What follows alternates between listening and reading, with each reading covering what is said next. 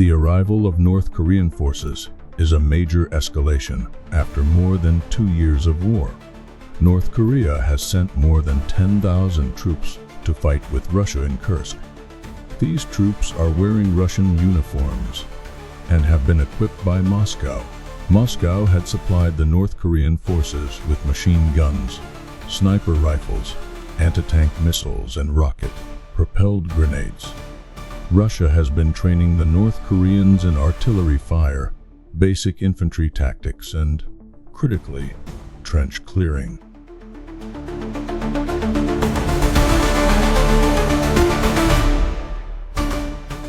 U.S. officials are sure there is no constraints the government of President Kim Jong-un has put on the use of its forces. Therefore, Russian military is launching a major assault by an estimated 50,000 soldiers, including North Korean troops, on Dug, in Ukrainian positions in Kursk with the goal of retaking all of the Russian territory that the Ukrainians seized in August. The North Korean forces had been divided into 2 groups, an assault unit and a support unit, which will help provide security inside the territory recaptured from Ukrainian forces.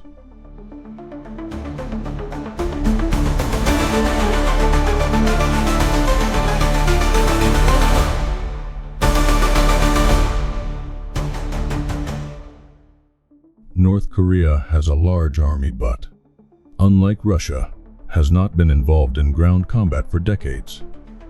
In spite of that inexperience, the North Korean forces are well organized. The one that they might actually be better at than the Russians is cohesion and discipline. President Biden has authorized use of U.S. by Ukraine. The weapons are less likely to defense in the Korean truce. Mr. Biden's decision is a major change in U.S. policy. The choice has divided his advisors, and his shift comes 2 months before President-elect Donald J. Trump takes office, having vowed to limit further support for Ukraine, allowing the Ukrainians to use the long-range missiles, known as the Army Tactical Missile Systems, or ATACMS, came in response to Russia's surprise decision to bring North Korean troops into the fight.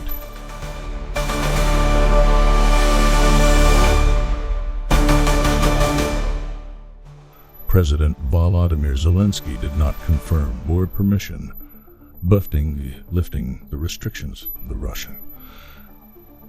To help the Ukrainians defend Kharkiv, Mr. Biden allowed them to use the High Mobility Artillery Rocket System, or HIMARS, which have a range of about 50 miles, against Russian forces directly across the border, while the Ukrainians were likely to use the missiles first against Russian and North Korean troops that threaten Ukrainian forces in Kursk.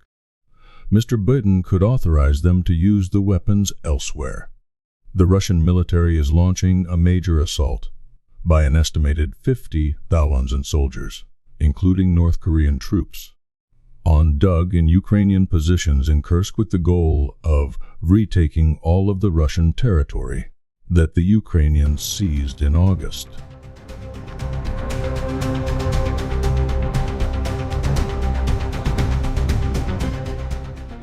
The Ukrainians could use the ATACMS missiles to strike Russian and North Korean troop concentrations, key pieces of military equipment.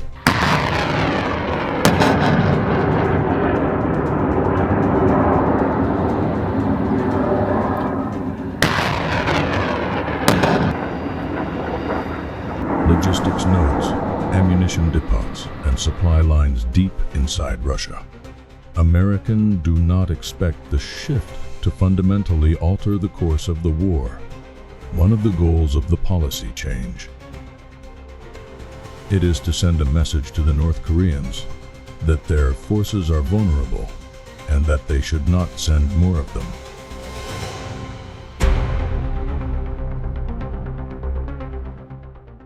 In the realm of modern warfare, precision and range are paramount. One weapon system that has redefined these parameters is the Army Tactical Missile System, or ATACMS. Developed by Lockheed Martin, the ATACMS is a surface-to-surface missile designed to provide long-range, precision fire support. With a range exceeding 300 kilometers, the ATACMS can strike targets deep behind enemy lines.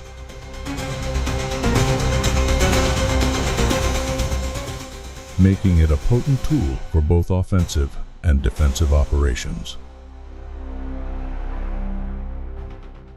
Launched from mobile launchers like IMRs, the ATACMS employs advanced guidance systems to ensure pinpoint accuracy. This capability allows military commanders to target high-value assets, such as command centers, air defense systems, and logistics hubs with minimal collateral damage.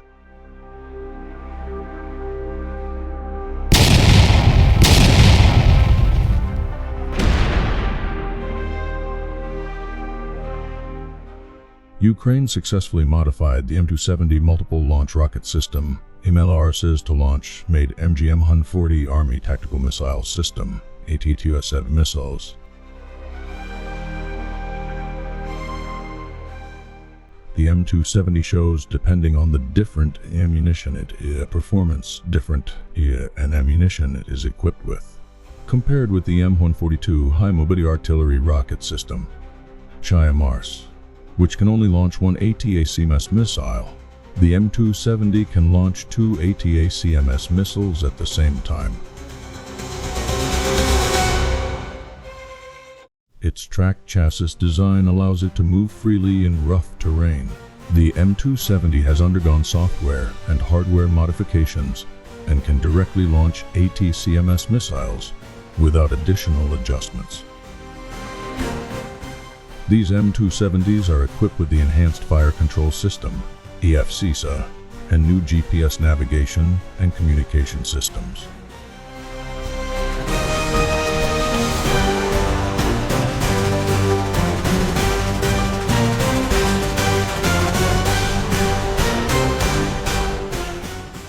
Which enhance their combat effectiveness.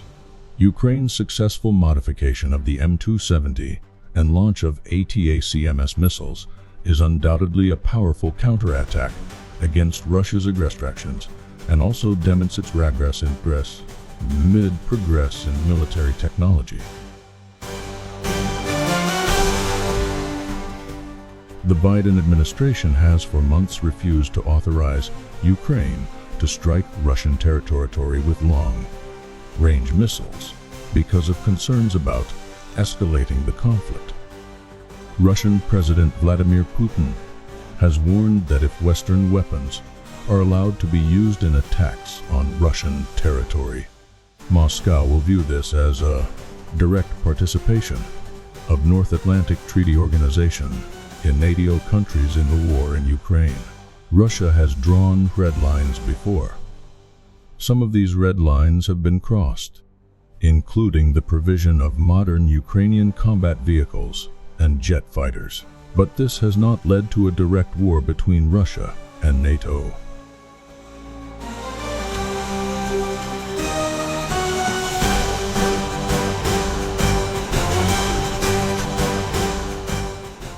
As the severe winter season is about to enter, Putin does not have many options. Basically, Russia has used up all their tanks and missiles in the war. One of Putin's options is patience.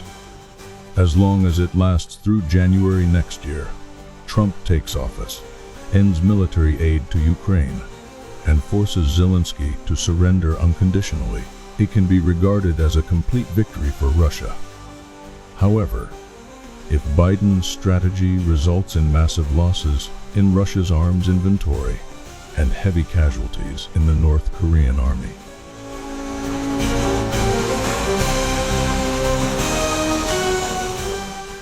then he will have to use his last option. Nuclear missile.